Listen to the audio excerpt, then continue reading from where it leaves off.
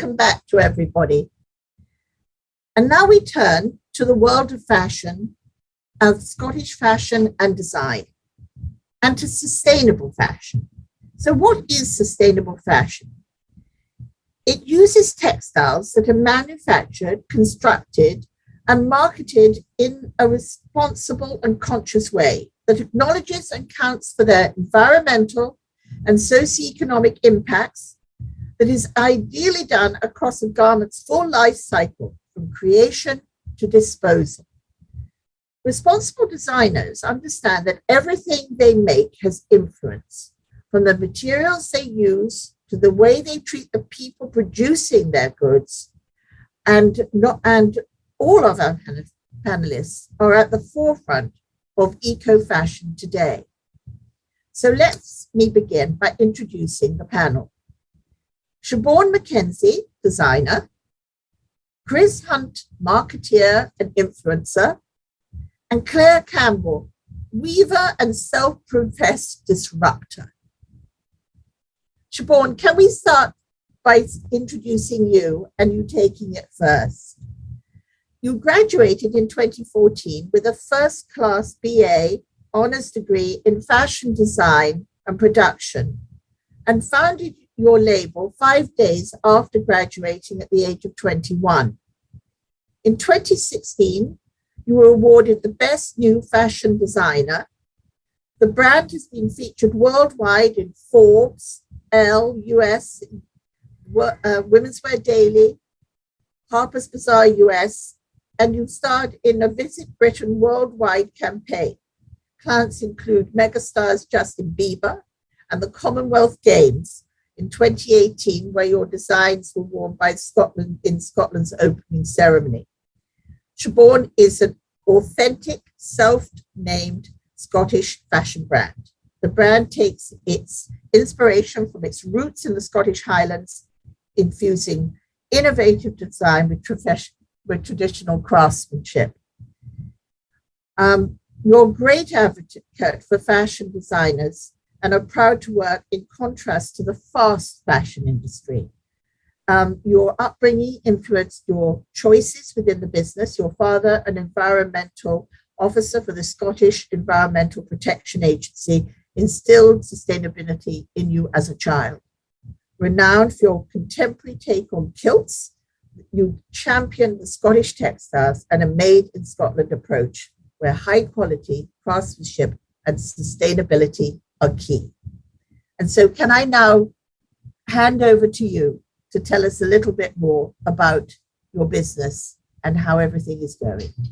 Yeah, thank you very much for that, Camilla. Hi, I'm Siobhan Mackenzie. As Camilla's just explained a little bit about me, I think you've done that for me, so I might just jump into my sort of presentation. I've just put together some imagery to give a bit more of a visual idea of what I do. So let me just share. Okay. Yeah, so we'll start with the brand, which is self-named Siobhan Mackenzie. I'm from the Black Isle in the Highlands of Scotland. And as Camille mentioned, I started my company 5 days after graduating at the age of 21. I'm super passionate about where I'm from and really proud of my heritage. And so when I got the chance as a student to choose my own design brief, it was really exciting to go into my own roots and do something contemporary with it, as a graduate collection is supposed to be innovative, something different. So I trained in traditional kilt making as a student, and to be honest, it was just really a bit of an experiment to see if I could do something different that hadn't been done before. And I guess I didn't really grasp the magnitude of what I was doing, and that it in fact started a business. So just to give a little bit of an idea of the kind of work I do, these were some pieces I made as a student. So on the right, my contrast plate is probably one of my most popular features, where we can contrast any two materials. For example, tartan tweed, and then the tweed's really popular style, and it's just giving a bit more of like an aesthetic difference to tradition, but whilst encapsulating traditional craftsmanship and skills, which is why I trained first to really sort of understand that craft, because even though doing a fashion degree, it's still a totally different ballgame to kilt making. Kilt making is such a unique craft and such an extensive craft as well. So yeah, these were just some student pieces that I did. So I do menswear and women's wear, and to be sustainable, we operate mainly on a made-to-order system where it's all bespoke designed, and then that means we're only ordering what materials we need, rather than sort of mass producing garments that are going to result in dead stock or any waste. And of course, manufacturing in Scotland is really, really important to me, to retain these craftsmanship and these skills. So I'll just go on a little bit more. So this is just a bit more of an example of, these are one of my student pieces, and actually is one of my best sellers still today, with the tweed and the tartan contrasting. This is a really popular style. I think it's quite a subtle one, and just it's really like an impacting sort of piece. So just just another example. So you can go bold, simple. It's really like tailored to each client's individual taste, which is really fun because you rarely come out with the same piece twice. So it just gives an opportunity to add something a bit more current and up to date to our lovely tradition of kilts. And again, these are just some of my women's wear pieces. So I used to kind of take ready to wear styles, and show them in Paris Fashion Week and things like that.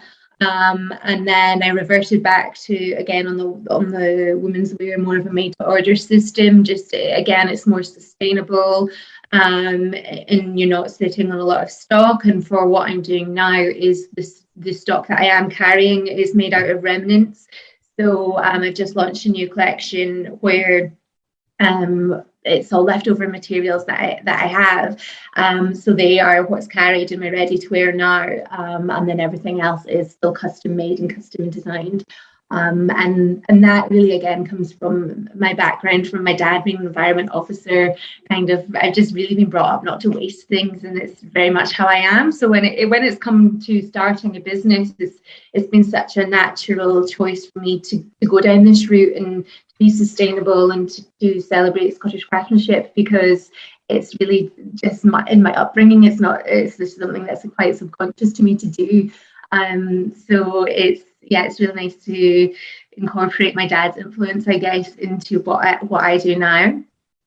And then this is a collaboration I did with a fellow Scottish designer. So Mary Helena does these most beautiful designs in Scotland, and I love to work with different Scottish brands and Scottish companies, because I think that anyone that's kind of sharing the same message as me and promoting Scottish design, and I think it's really great to work together and to complement each other's brands if you can. So this was a really fun collaboration, and we just actually showed this in Chris's show at the V&A, which I'm sure he'll talk about.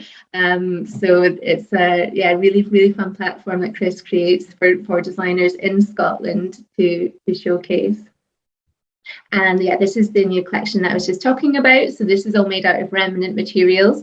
So I mean, some of these I've been holding for years and they just sit there and do nothing. So this is now my ready to wear, utilizing leftover materials and showcasing them. And these silks actually aren't in production anymore. So they should be out there and be worn, because I think I'm very biased. Personally, I think they're so beautiful in silk. So trying to be sustainable and reusing what we've got, and I guess also like promoting slow fashion is so important to me as well. Buying something that can last forever, rather than buying 20 things that you're going to throw away in a year.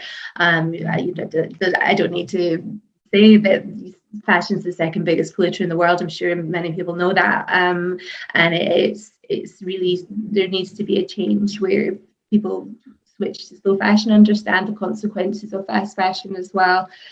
So hopefully, things, myself doing this and other young designers getting on board and promoting this message and sharing that, it is really going to start to make a difference, because with the importance of COP26 being in Glasgow, I think people really need to wake up and actually have accountability for what they consume. And I'm really lucky the way that I've been brought up, that I've always kind of had that mindset, but I know that not everyone has. So I think it's really, really an important time to look at your consumption, especially when it comes to fashion. So yeah, we have these beautiful textiles on our doorstep in Scotland, and I think you need to utilise what's around you, what's local, and it's obviously reducing your carbon footprint as well. You're not making overseas, you're not importing fabrics in. And Claire's doing some amazing work creating all of her own fabrics in the Highlands, my fellow Black Isler. So yeah, it's really good, I think, this resurgence of everything happening in Scotland, because we definitely have the ability to do something amazing. When you look at Burberry, Chanel, Hermes, they all create products coming from Scotland. So if our textiles are good enough for the biggest brands in the world, then we can absolutely create the biggest brands in the world. So I think that's me. Okay. And so let's return to the main screen, Chris. And we're now going to, I'm going to have many questions for you in a few minutes, but now let's turn to Chris Hunt, founder of Genuine Scotland. Wonderful to see you this morning. Too long since we've been together and chatting. And you have always been at the forefront as an influencer. You're a stylist, a PR, event director, involved in so many things. I've enjoyed working with you so much over the years. You founded Genuine Scotland, as well as a fashion and textile not-for-profit, Scotland Redesign. And you were formerly London-based, 25 years experience rooted in luxury brands and retail PR, as well as journalism, contributing to media from Scotland on Sunday, BBC Scotland, STV to Vogue, and much, much more in between. And moving to Glasgow in the early 2000s, Chris set up a niche communication agency, Genuine, working within food and drink, music, fashion, and events and travel. During this time, Chris also formed Scotland's first design collective concept, and among many events and other outcomes, introduced designers Christopher Kane to Johnson's of Elgin. You're now living in East Coast of Fife and working on a consultancy basis, very busy. And most recently, during COP26, you presented Scotland's Fashion Festival, in which there was an emphasis on sustainability in fashion. So now, Chris, welcome, and so glad you're with us today. And over to you. Thank you, Camilla. That was a very lovely intro, and it's very lovely to see you and everyone else as well. Thank you very much for having me today. It's an honor to be part of it, and lovely to connect again. As Camilla said, my sort of background, I think my first foray into Scottish textiles came even at school, learning about tartans through brands and designers like Vivienne Westwood. But my first real job was working for the Scotch House, which I don't know if anyone watching remembers, but used to be luxury department stores just exclusively of Scottish textiles and fashion, and fell in love with it and learned a lot about all the factories and all the different mills then. And then working in PR with various sort of 90s and noughties London agencies and the Countess of Wessex and things. And then really a lot of my time since in recent years has been about supporting Scottish fashion and textiles. So that comes in different ways. So I sit on various panels with government looking at equality and accessibility, and also creative industries leadership. Obviously a big focus at the moment is resilience due to all the various topics going around, including sustainability. But I think one of the things that really excites me about fashion in Scotland is this, we all have different definitions of what fashion means. There's the art and the self-expression, but also fashion can provide dignity and style, but it also provides clothing for everybody. And that's even people who say they're not particularly interested in fashion, still buying and wearing clothing. So absolutely everybody is a stakeholder in our industry. I think the sustainability issue for me comprises sort of three main facets. One is, our existing amazing brands, factories. Two is how we scale up and coming brands, which Siobhan touched on in terms of everybody buys from here, but we also have the capacity, therefore, to just have our own new brands. And then three, how do we engage consumers and next generation students into the sustainability journey? Our industry in Scotland is worth over £2.8 billion a year to the Scottish economy. It employs in the region just under 30,000, I think. These figures were released in October 2020. And then you have all the freelancers on top of that. So your makeup artists, your models, your show producers, all of the supply chain people on top.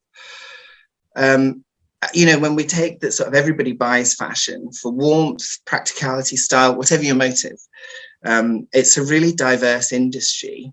And it's also research that we did with Business Gateway and Scottish Enterprise shows that it's an industry which employs mostly women and people from diverse backgrounds. So that is an incredible power dynamic for a very large group of society. It is, as we've also touched on, an industry which globally has seen quite a lot of toxic behaviours. So whether that's the volume of water required to produce a single pair of jeans or t-shirt, offshore-owned businesses abandoning public realm spaces, leaving our local authorities and high streets a bit strapped and empty.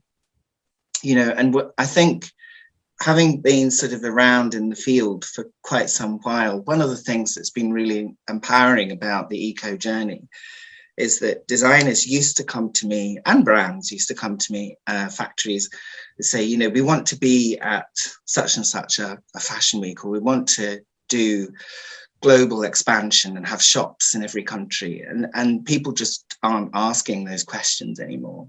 They're very much looking at how do we develop a business that has a community message, that has strong provenance, that works. Where do I find sustainable fabrics? Sustainable sequin journey is another one.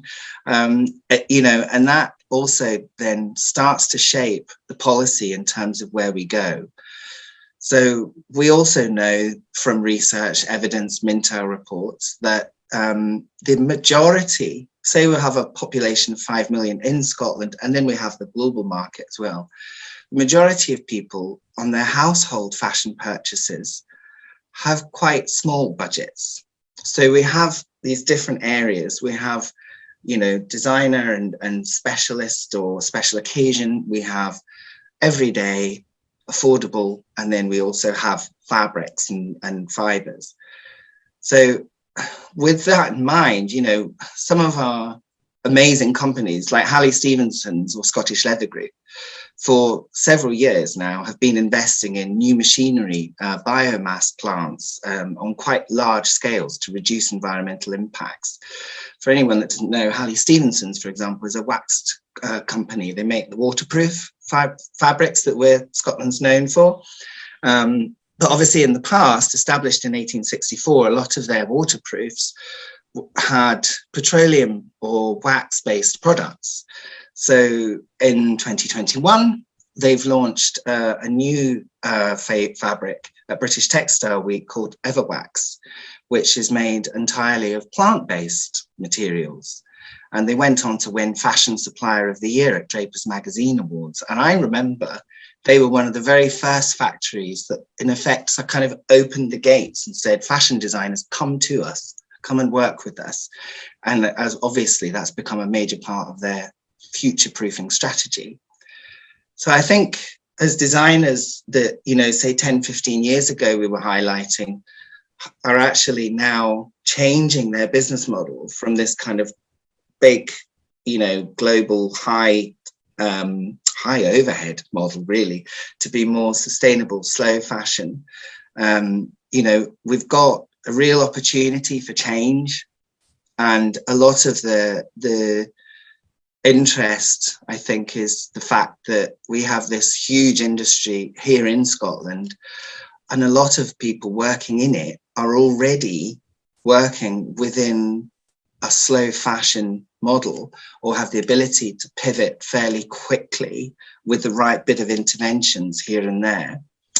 One of the challenges we have, of course, is that in the past, politicians, investors, we all know, have been a bit nervous of fashion, you know, visions of extravagant catwalks and on, you know, developing masses of stock on the off chance that a certain shop buyer might happen to see it and then take it.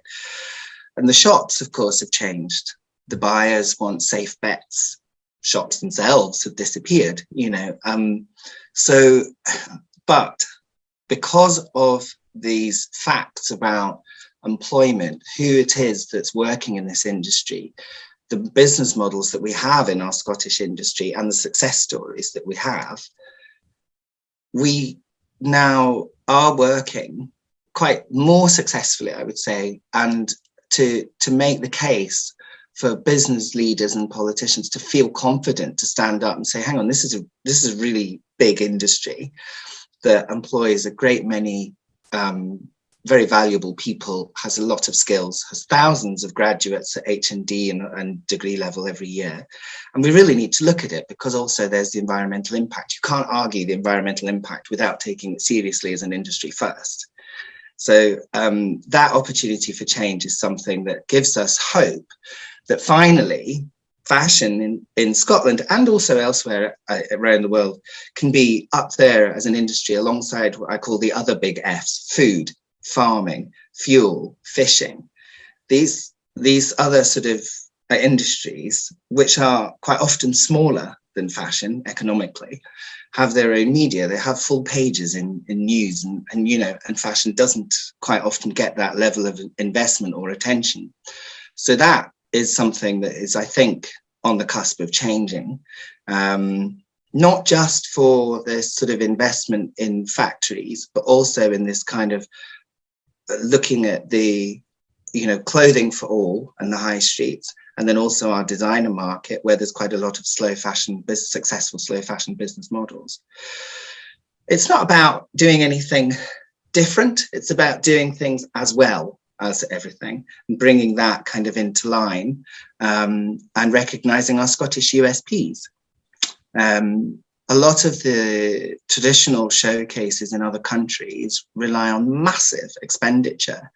But in Scotland, we have showcases and we do them together. So everybody can afford to participate in them because they're based on a collective model.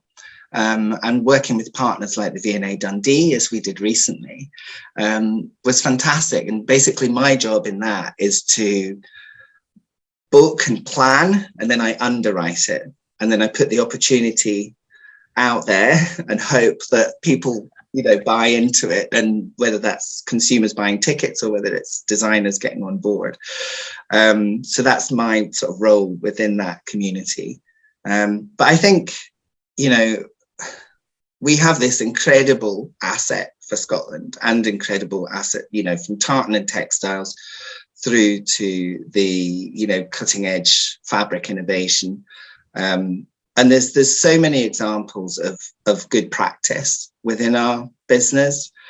And I think our wonderful country and the people, like the constituents of Scottish fashion, everybody has community at their heart, whether that's a Dundee fashion brand that's deliberately providing employment to women who otherwise wouldn't be able to get jobs, whether that's commitments to, you know, paying students or paying living wage to anyone in their supply chain, that ability and the interest in being really thorough in it all and using kind of like the waste fabrics and things like that. I mean, the British Fashion Award winner last year, Alualia, she also creates collections from you know, waste or biodegradable, you know, sustainable fabrics. And this is the way forward, so that there's the impacts are much smaller. And I think that's why Scottish fashion is a model for the future. If we can stand proud and make the changes and tweaks that we need now, then, you know, we can really do this. And I think it'll absolutely not just continue the economic value of the industry, but it'll develop it and add so much new things in the public realm spaces that currently stand empty, for example. Thank you. I think what you're saying is we need to do it smart. Yes. Yeah. Really I think that's really it. And I think that your big point about the stores and, understanding now that things will have a longer lead time. They will be made as a bespoke type of situation, as a couture range. They're getting used to that. I don't think they had that in them 10 years ago. I think over the last few years, through the economic things and everything else, and as you're saying, the environmental, that's been a huge shift. So let's now go to Claire, and then I'm really looking forward to us all chatting. Claire, welcome. You are the founder of Prickly Thistle Sustainable Tartan Weaving Mill, located in the Scottish Highlands, where local artisans create tartan with intention from 100% natural materials woven on century-old looms, then crafted into zero-waste pieces that last a lifetime. After restoring the textile to its ancestral home, the Prickly Thistle champions authenticity and a true definition of made in Scotland through a local supply chain to build Scotland's domestic craft industry with sustainability and integrity at the core. Claire sits on the board of the Scottish Tartan Authority, and I know for a fact the passion you had in bringing the Prickly Thistle to reality and the mill. And I have to add my congratulations to you, because it's been a wonderful feat and very quickly done. And so over to you. I'll unmute myself. No, thank you so much, Camilla, and thank you. Lovely to meet you, Chris. First time, lovely to see you again, Siobhan. To think we're only a few miles away, my goodness, we haven't seen each other. But no, thank you all so much for being part of, a really important aspect of Scotland's gift, past, present, and future, and to talk about the future of fabrics and fashion. So I've just got a little film that I'm going to share, and hopefully I do that with a degree of success. So bear with me. Can I share my screen? I think I can. Yeah, this okay. So this is.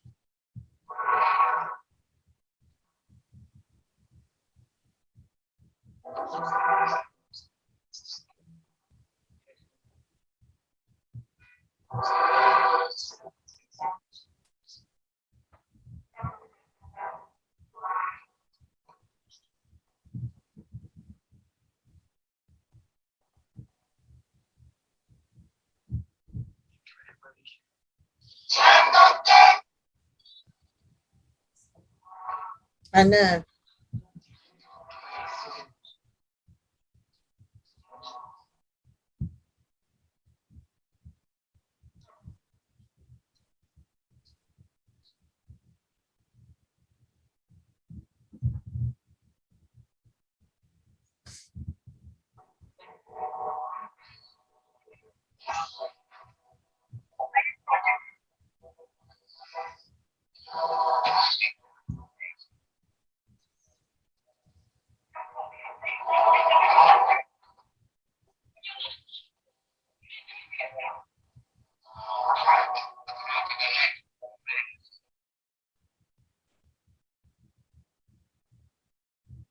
Okay. So yeah, so that was a little film that we created in the summer. Yeah, fabric over fashion, and just that was all of the voices of all of the team that work here. So I just first and foremost want to say that, you know, Prickly Thistle was a crazy dream that I had in a shed up my garden, but it really is what it is today because of the power of people and the power of passion and purpose of everyone that works. Sorry, so the audio was quiet there. Do apologize. Oh gosh, I think it was on silent. It's on our website.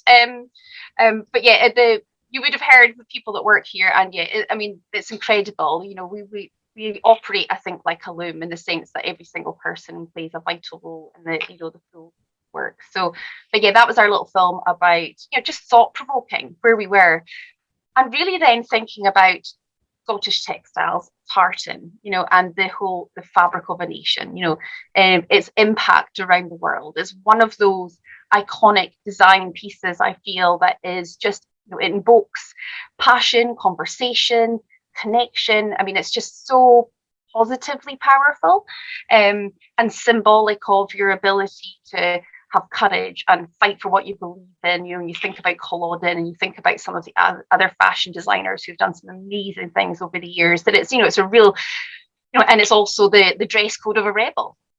So, so Prickly Thistle, yeah, I'm winging it here in the company of these amazingly talented people. You know, I'm not a creative background at all. I'm an accountant, and being a creative accountant would end you up in some serious trouble. So I'm now a recovering accountant, but I've just fallen in love with this sector, and I feel so compelled to do something to support, complement, and growth. So it's been a long journey. Yeah, and I'll not, you know, I'm conscious of time because I'm terrible. That will talk forever, but it was really important for me to try and help how I could bring back something to its ancestral home, and it was, yeah, raising money. Chris talked on, you know, raising money in this sector. You know, my background is accountant. I understand a bit of the mechanics that I think was unfairly put on textiles for a long, long time in terms of being able to raise support and funding. But we took to crowdfunding. But where we've got in that short time, 3.5 years, we're now, say, a team of 14. We are now, yeah, we're going to be, which we're super proud of, we're going to be the first B Corp certified Scottish textiles company for Scotland.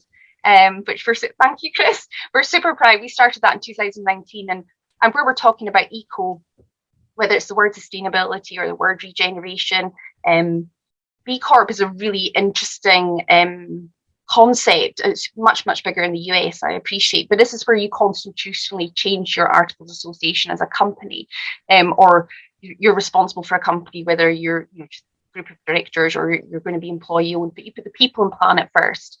So we are, yeah, we're super proud. We started that in 2019, and we didn't, when I started this company, it wasn't hands up. I wasn't thinking about sustainability. I was thinking about doing the right thing by the icon that's tartan. So how do I make it as authentic as possible? How do I work with the Scottish supply chain? How do I do it in as an authentic process as possible? You know, and decisions around, you know, opting for green energy on day one. It wasn't a case of this would be sustainable, and what we're seeing with greenwashing in some respects now. And we did all of that because it felt like it was the right thing, paying fair wages, you know, recognizing I've worked in different sectors. I've seen crazy pay scales in oil and gas. I mean, it's just crazy. It's ridiculous. And I just think, even in the world of accountancy, you know, elitism and qualifications and things.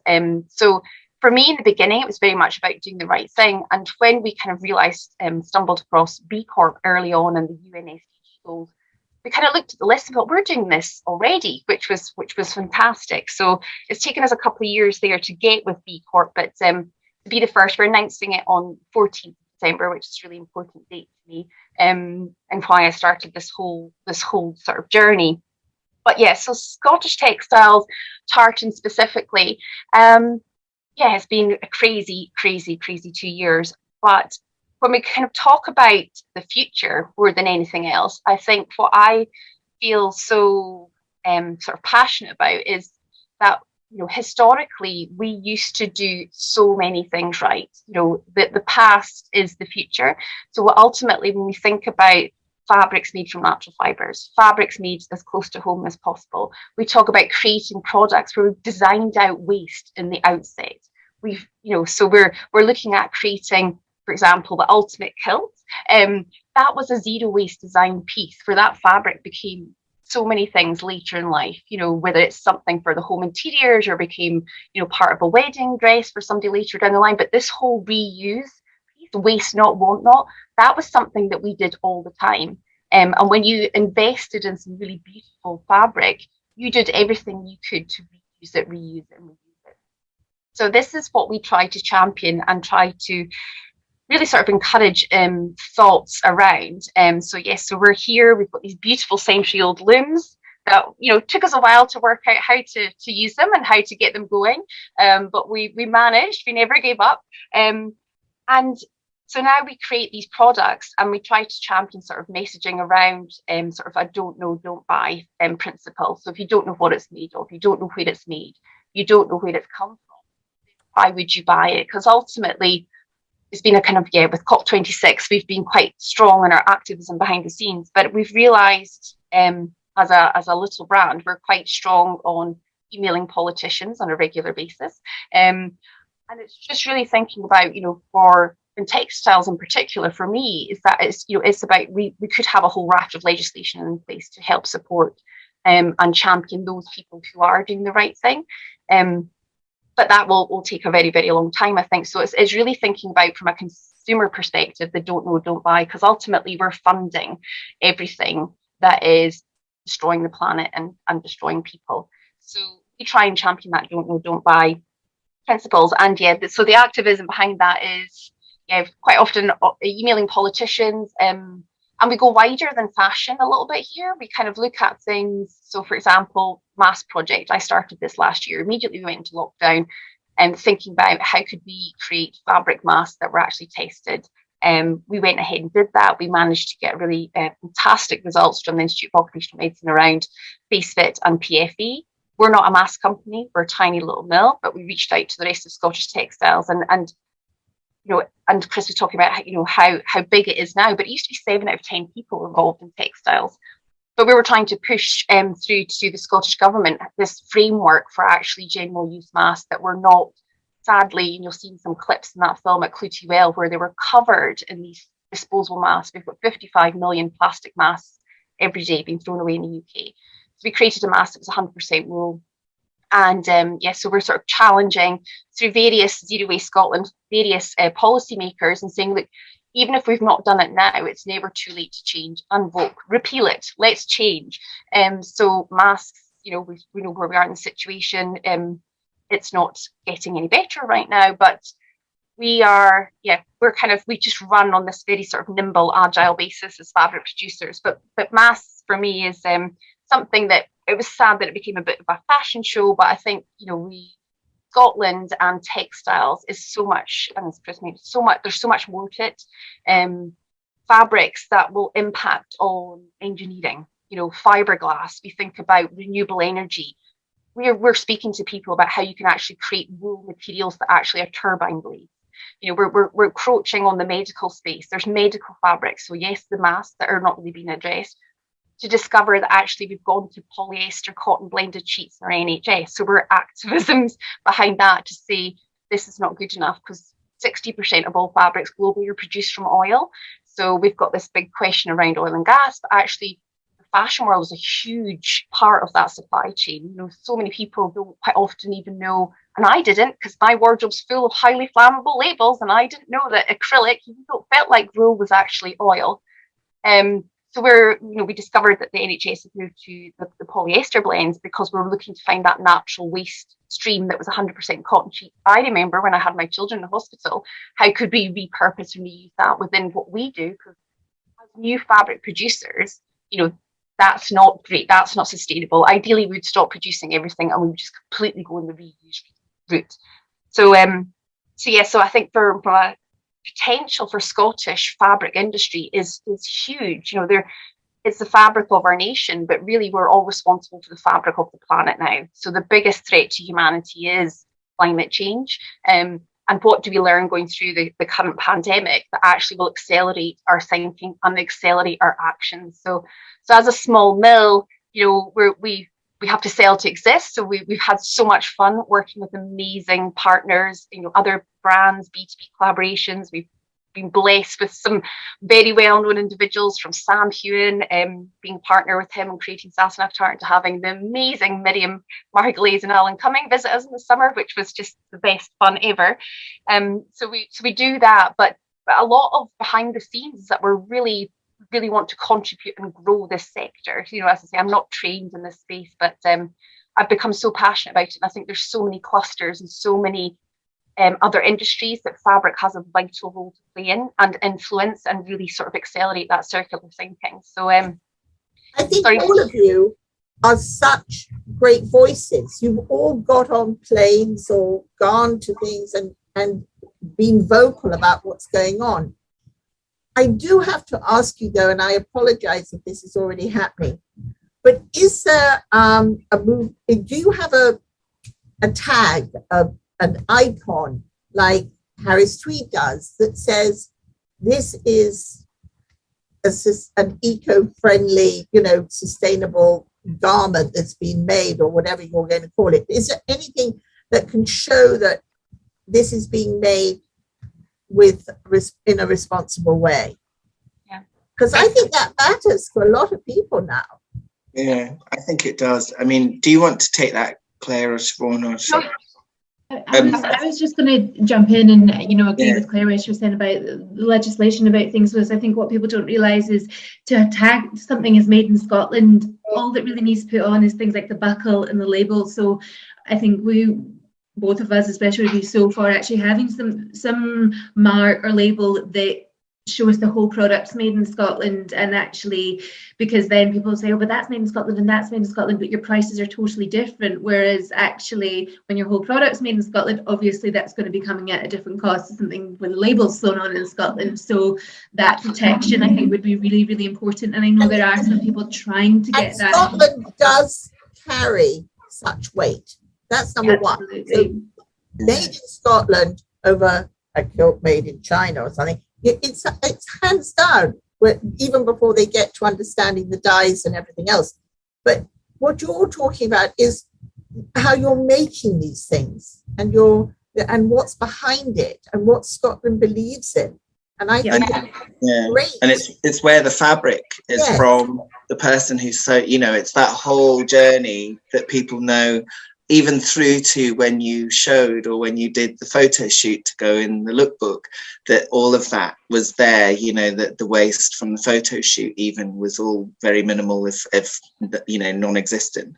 And a lot of the location companies and stylists, when you're doing production now, I mean, it's in your nature, because this is, we're talking about protecting our home, aren't we? So I'm glad to say it's become increasingly rare that you come across somebody who isn't asking, are you using public transport or electric cars to get to a shoot? All of these questions are becoming more commonplace and more important. But on the issue of the brand mark or an icon, what I am aware of, I'm sure there's many people have been, I've heard conversations like this when I used to be in the Scottish Textiles group years back. I don't think it's called that anymore.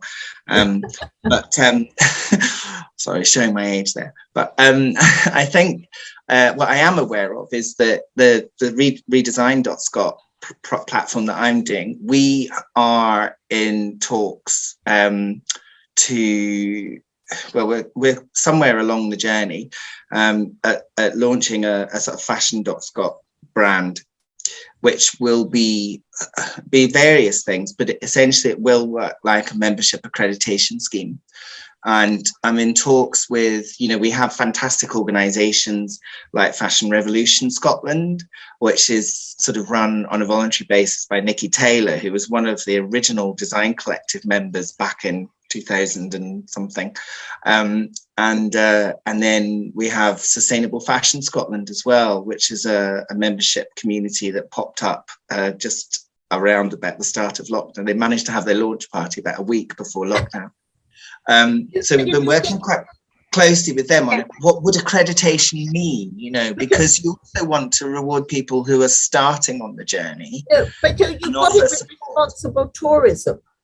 That they're saying to people who are looking after, are doing a bed and breakfast, wherever it is, that they are being responsible. They're being accredited, I believe, through Visit Scotland. But I think it would really be great, because I love what you're doing, Siobhan, with the reusables, and everything you do around everything in the mill is about that. Yeah, I mean, just to kind of some historics on it, and I think things have changed significantly in the last couple of years. So being a trustee of the Scottish Tartan Authority, they've been very keen, not a mark of quality, but a mark of integrity and authenticity. Yes. So that is a woven in Scotland tartan mark. So what you're up against in some respects is that you have a very small industry, and you've got to try and get your voice across to the policy, the decision makers, to get that legal kind of framework and approval to put in place. So it started with obviously the Scottish Register being officially recognised in 2008. So they have worked with a degree of success, but it's been very, very difficult for a lot of these mills to be taken seriously, which is really quite difficult with politicians, my pals, who I email on a regular basis. They see my name and go, "Oh my goodness, here she comes." But it's kind of there she comes. But so they have tried for years, and I think that is changing now, because I think there is a real awareness as to, with obviously cotton posted in Scotland, I think there is a real awareness as to how massively damaging fabrics is. And this is not talking about, and I've been in conversations where they just go, tartan thingies, don't even go there. This is like, fabrics are massive, massive, massive, massive. And it's not just what we wear, it's this protection for home, and talk about cars being electric, so much oil and fabrics in cars, as I say, the NHS. When you start looking at that, you go, oh my goodness, how much oil do we want to make people lie in when they're, poorly? So I think there is great organisations out there. We're working with the likes of iBioIC. It's a bioengineering kind of academic industry facility where there is huge developments happening, and we're working with Johnson's Belgium, which is really exciting because they're obviously one of the biggest in the industry, on how we can start showing the potential from natural fibres and the potential from reshoring a lot more of this on here, not just for what we wear and the icon that we're world renowned for. And I think it will come, Camilla, but there has been people trying relentlessly, and I think sadly there was just this kind of, it's such a small economic contributor. We're looking at whiskey, we're looking at oil and gas, we're looking at tech. We had some unicorn companies, and it was all about them managing and siloing their funding, shall we say. So I totally agree, and I think we have this conversation a lot with consumers, and it's taking a little bit more time. So we kind of tend to buy on a kind of cost and convenience basis. And I think you're finding there's a lot of brands out there now who are being so transparent, supply chain maps, their badges of honor, things that we do. And when you spend a little bit of time getting to know a brand, quite often they're already, being transparent with you. And that is an email them, message them. But I totally agree, there should be a framework in there. And I think that will come now. It has to come now, because it's such a big fundamental piece across several sectors. I think it also, I hate to say this, I've got to wind this up with sort of a closing thing in a moment, but I think also, and this is Christopher, the marketeer, I think if we can come up with the right wordings that we all start to use around eco fashion, or whatever you want us to be calling it, so that we start getting it into everybody's heads, I think that will help, because that I think will help. So just as a finish up for everybody, could you, Siobhan, let's start with you. What do you see in 2022? What do you hope will be coming for you within fashion and within all of this space? Are you going to be, you're going to be seeing this more as a bespoke couture situation with a controlled manufacturing, slow fashion model? Yeah, absolutely. And we're actually building a thing on my site at the moment where you can design your own outfit. And then again, that's just pushing the made to order. We'll only order the textiles once you've placed your orders. So we're not ordering every single batch of textiles and holding it. We just order it on a made to order basis. So that we're only using really what we need. But just touching on again what Claire was saying there, that the creative industries they do get overlooked, and I really hope that's what I would like to see change next year, certainly. And I think that is what's really special about the Scottish fashion industry, is that we all actually work together. Like Chris was saying, we come together and work together on things rather than trying to do things ourselves. And Claire and I, we both work with Tartan, but in no means are we competitors, because I've bought from her, she's bought from me, we've got the same end goal. So I think that's what's really special about the Scottish fashion industry, is that we support each other. We'll work together to make things happen. So Christopher, where are you hoping to see everything go as you hear my sirens in New York go rushing by? Very urban, yeah. It could be an eagle for me, but I think in 2022, my hope is that partly exacerbated by COVID, but and what's happened with lockdown. But a politician said to me recently, "Stop asking for permission," and I lost patience.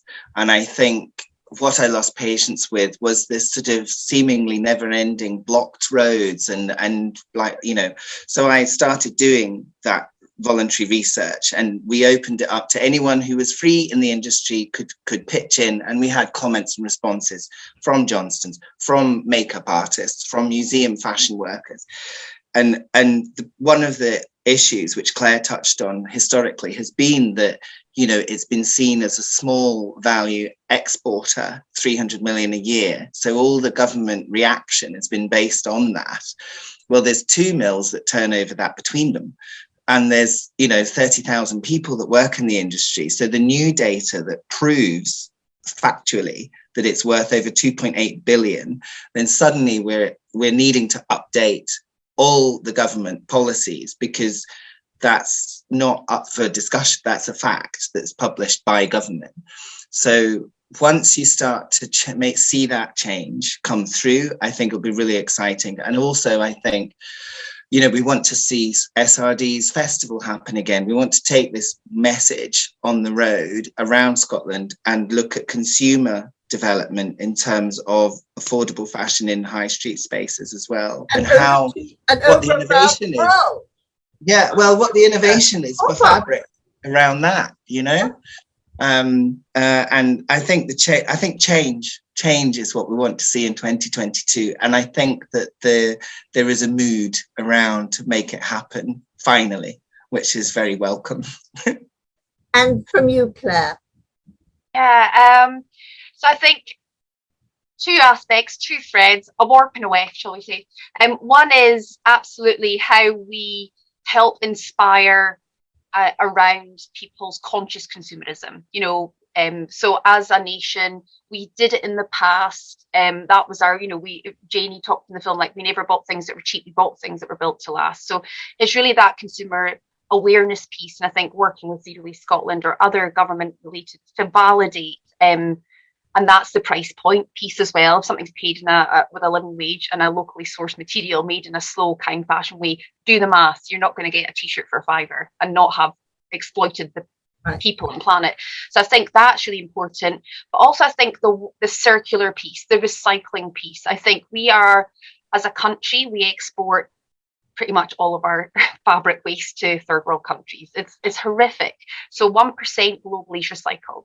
And I think Scotland, you know, we've got this amazing natural fibres, but it's limited. So we live within our means, but also think as the kind of pioneers of before, how can Scotland come up with this amazing solution that's really thinking about how we can recycle? So once we've exacerbated the reuse, we reduce what we buy in the first place, but recycling, how can we then start using our textiles creative brains to really tackle that? So I think, keep inspiring people to think about what we do, but also, 21st century future, how can we deal with this crazy amounts of waste that are already there, So that's what I hope for 22. Well, I could go on talking to you for hours, and I hope that we can reconvene, before a year and have another conversation around this. It's so important. And thank you all for joining us. You've been a fabulous panel. Thank you.